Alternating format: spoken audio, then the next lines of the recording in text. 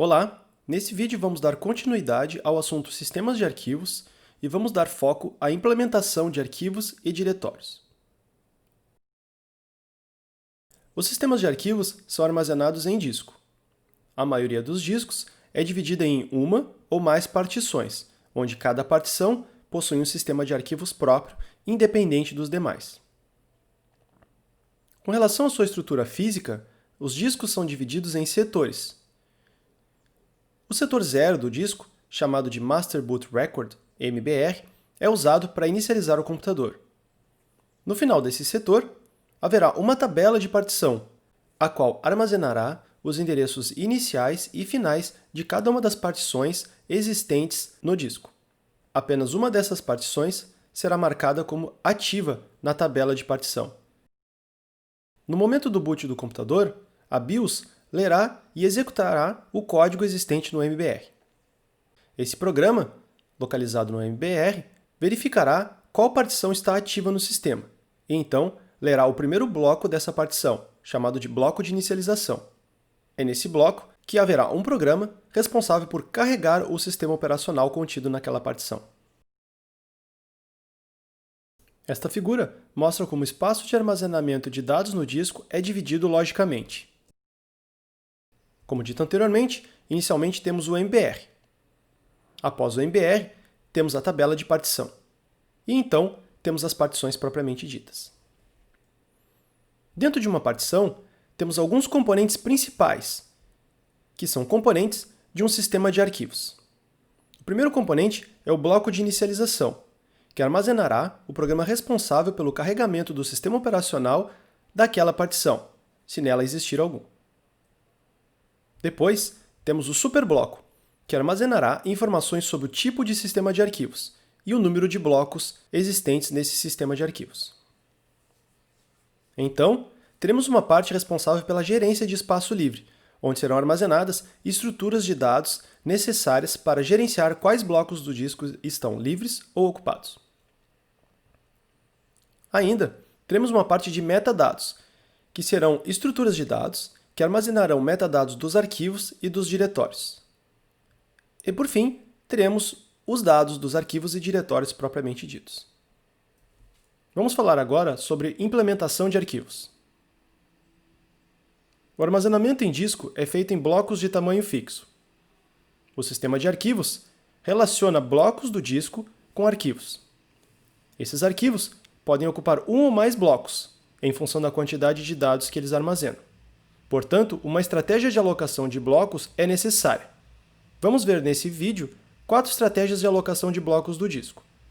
Alocação contígua de blocos, alocação de blocos por lista encadeada, alocação de blocos por lista encadeada com tabela e memória, e, por fim, inodes. A primeira abordagem, chamada alocação contígua de blocos, armazena os dados dos arquivos em blocos contíguos do disco. Aqui temos um exemplo de um disco contendo somente blocos livres. Quando um arquivo é criado e armazena dados, blocos contíguos do disco são alocados para esse arquivo. Esse processo se repete para todos os arquivos do sistema, de forma que cada arquivo terá um bloco inicial e um conjunto de blocos contíguos de dados. A grande vantagem dessa estratégia é que ela é simples de implementar, além de possuir um ótimo desempenho se estivermos fazendo leituras sequenciais dentro de um arquivo. A grande desvantagem dessa abordagem é a fragmentação do disco, pois quando arquivos são removidos, ficamos com um certo número de blocos livres que, dependendo do seu tamanho, podem não ser possíveis de ser utilizados.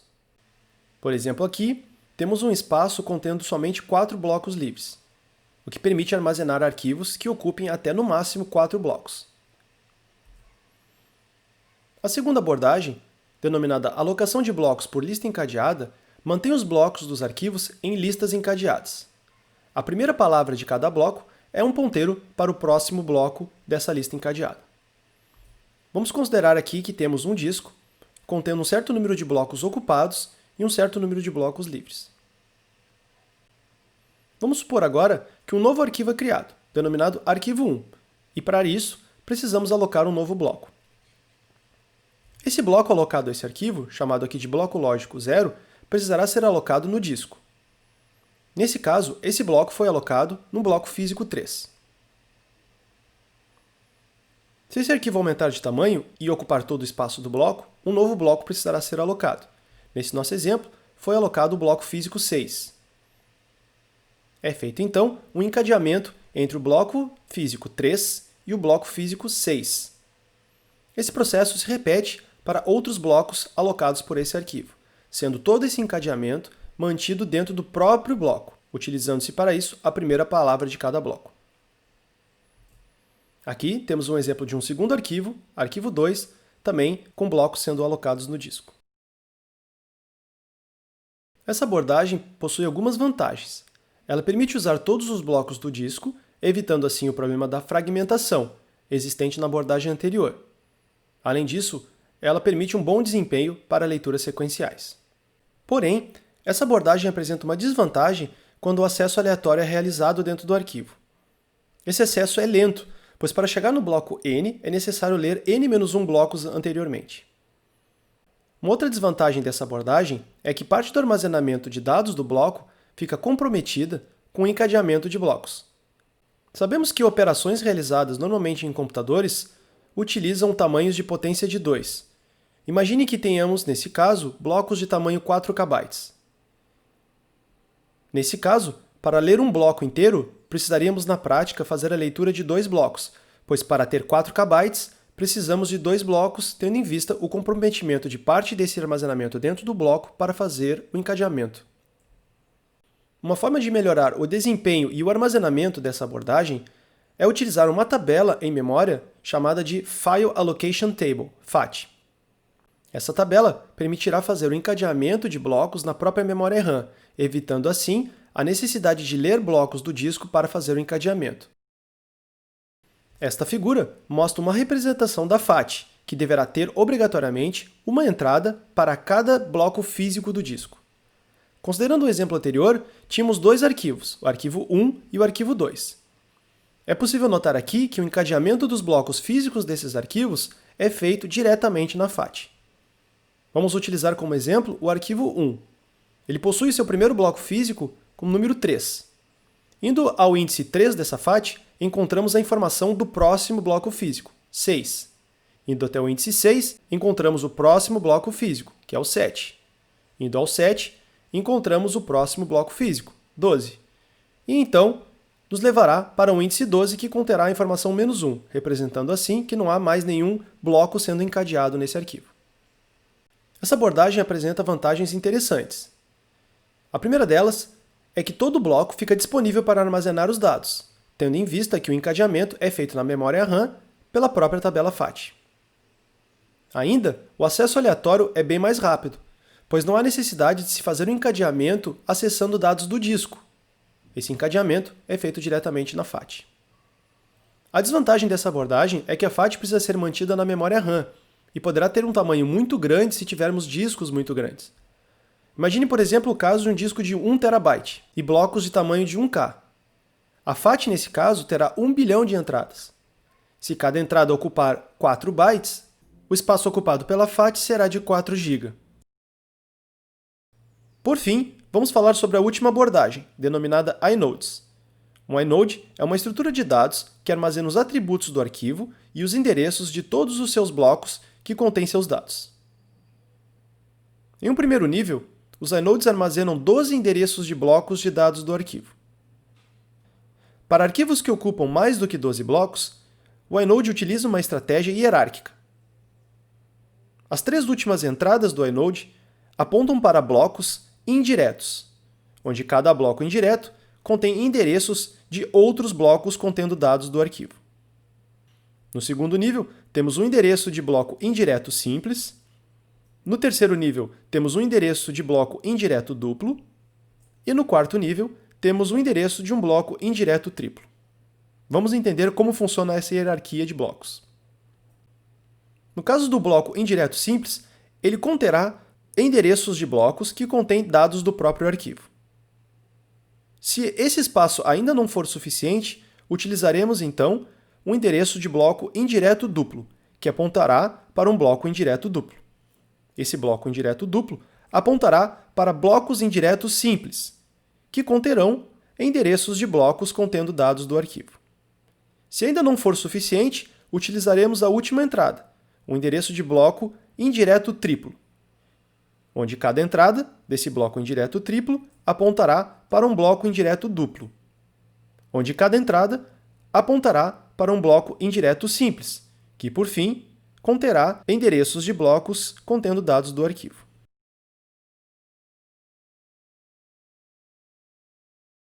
Inodes são armazenados em um array, chamado de inode table. O número de cada inode corresponde ao seu próprio índice nessa tabela. Eles possuem diversos atributos. Essa tabela apresenta alguns dos atributos armazenados no próprio inode.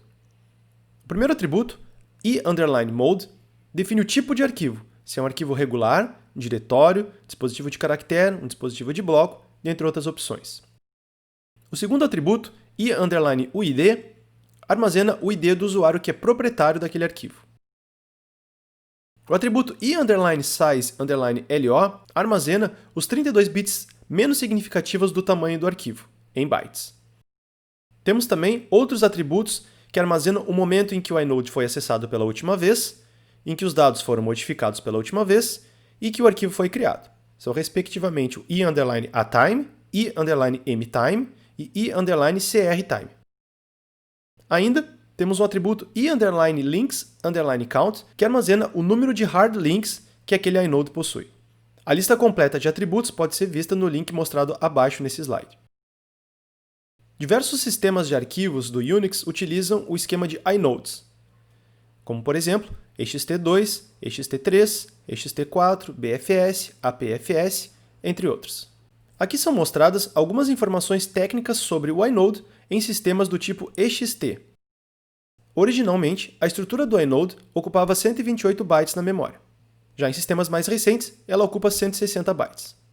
No total, temos 15 ponteiros para endereços de bloco, 12 para blocos de dados do arquivo, que são armazenados no próprio inode, e 3 para blocos indiretos, como vimos anteriormente. Por padrão, blocos do disco possuem tamanho 4 KB. Inodes possuem diversas vantagens. A primeira delas é que permite lidar com arquivos muito pequenos e muito grandes de uma forma eficiente. O acesso a dados em arquivos pequenos é muito rápido, pois os endereços de blocos são armazenados diretamente no próprio inode.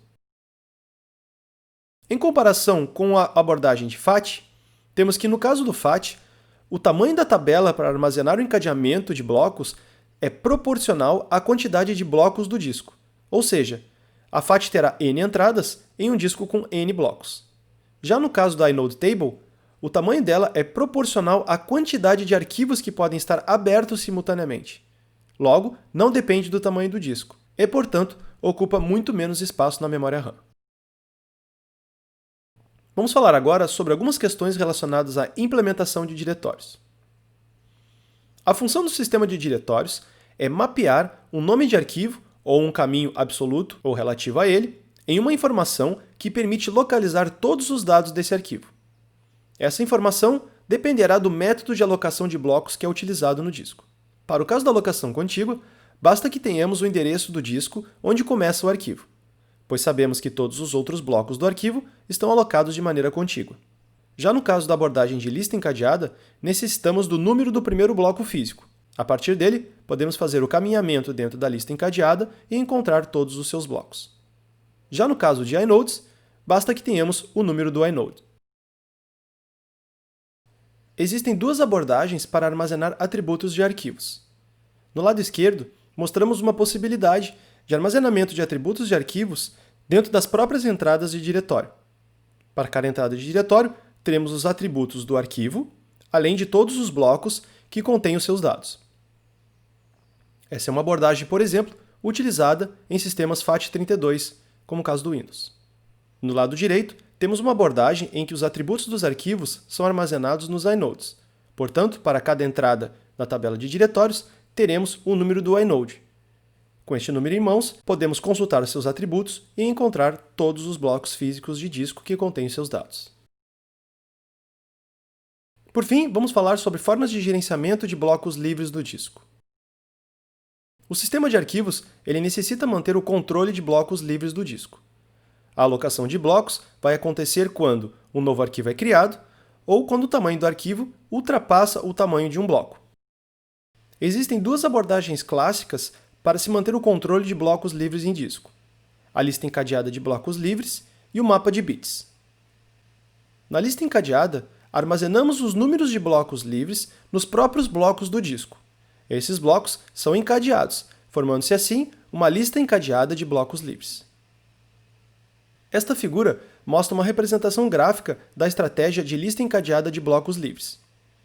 Vamos considerar nesse exemplo que temos blocos de 4 KB e que cada endereço de bloco é um endereço de 32 bits. Com base nessa configuração, cada bloco poderá conter 1023 endereços de blocos livres. Além desses endereços, teremos um ponteiro para o bloco seguinte, que conterá mais endereços de blocos livres. Por exemplo, nesse primeiro bloco, teremos aqui 1023 números de blocos livres, como por exemplo 123, 421, 100 e etc. E a última entrada será um endereço para um outro bloco, que conterá outros números de blocos que estão livres no nosso sistema. Na abordagem de mapa de bits, ou bitmap, um disco com n blocos requer um mapa de n bits, onde cada bit vai indicar se o bloco está livre ou ocupado. Nesse exemplo, estamos considerando que blocos livres contêm bit 0, e já blocos ocupados contêm o bit 1. Aqui temos um exemplo de um mapa de bits de um sistema. Na primeira linha, temos os bits de 0 a 31, onde cada bit indicará se o bloco está livre ou ocupado. Esse primeiro bit indica que o bloco 0 está ocupado, já o bloco 1 está livre. Podemos ver aqui também que o bloco 31 também está ocupado. Já o bloco 32 está livre. Ele se encontra no primeiro bit da segunda linha desse mapa.